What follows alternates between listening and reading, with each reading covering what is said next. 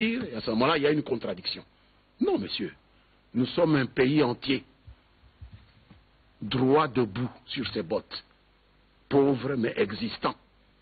Et ce n'est pas une sous-préfecture des États-Unis. L'ambassade des États-Unis n'a pas qualité pour organiser des activités politiques en République démocratique du Congo.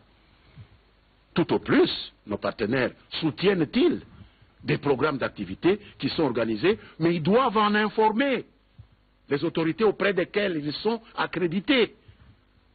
C'est ça la diplomatie. C'est ça la Convention de Vienne sur les relations internationales. Il ne faut pas qu'on vous fasse découvrir la roue maintenant. Non.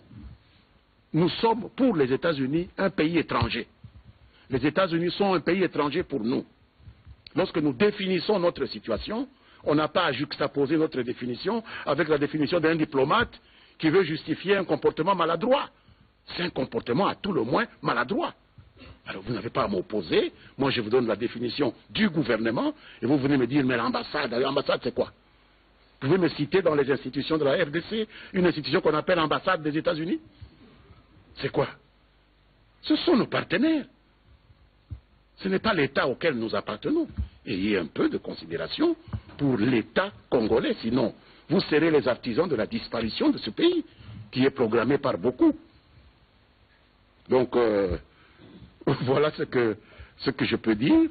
Pour nous, c'est un acte totalement inacceptable. Et je pense que le gouvernement a des explications à recevoir de ses partenaires qui avouent avoir soutenu cette activité. Nous voudrions comprendre quel est le principe à la base de cela. Quel est le principe des relations entre États qui permet qu'on vienne soutenir une action de déstabilisation d'un pays qui se prépare à organiser des élections que vous prétendez soutenir par ailleurs.